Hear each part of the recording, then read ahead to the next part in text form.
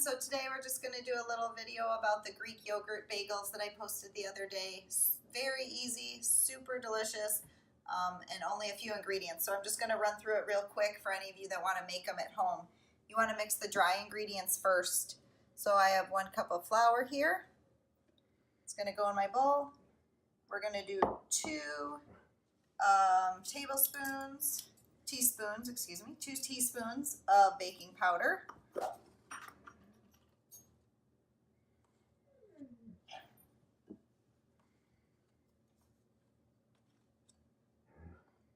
Right in my bowl.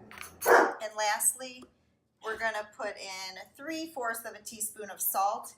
I don't even feel like you really need that much, so if you're not really used to having a lot of salt into your foods, you don't even need that much. I have a little bit right here in my pinch bowl. After you put your dry ingredients in, mix those up so you make sure that the baking powder is mixed into the flour. Easy. After that, I have some Greek yogurt here that I actually made in the Instapot. I'll be doing a video further on, maybe hopefully in this week or next week, about how to make this very easy. I'm going to use that, but you could use any brand of plain Greek yogurt that you have at home. We have 227 grams here, so 1 cup. You're going to put that right into your mix. So you're going to add this in.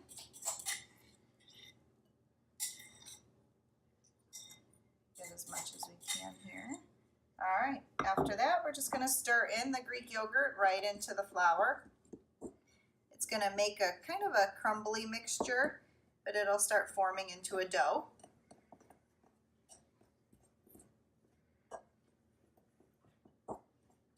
Believe it or not, you're almost all done, and you're going to have bagels here formed right on your pan in a few seconds.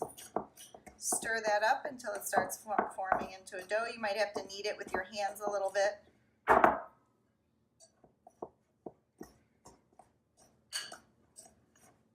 Okay. Now, once you do that, we're going to get the pan ready.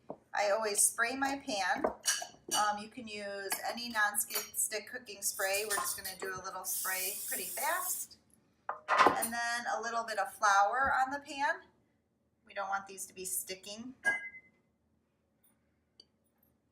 Kind of have the flour.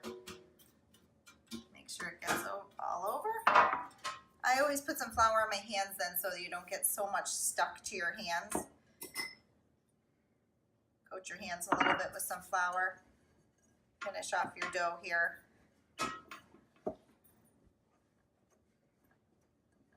So for toppings for these bagels, you can make them kind of whatever you want. You can put stuff in the dough as well. So if you're going to make them savory, I like to use this everything but the bagel from Trader Joe's. You can also use garlic powder, garlic salt. You can do sesame seed, and you can put different spices then in your dough as well. This dough comes to 4 bagels. So after you have the dough made, then you're just gonna roll it out. If you're gonna do a sweet bagel, you could put vanilla in the dough and then top with cinnamon sugar. You could put some raisins and cinnamon in your dough as well, depending on what you and your family like. You're gonna make a bagel shape. They do puff up a lot, so make sure that when you're making them, you give them plenty of space to expand when they're cooking in the oven. Here we go.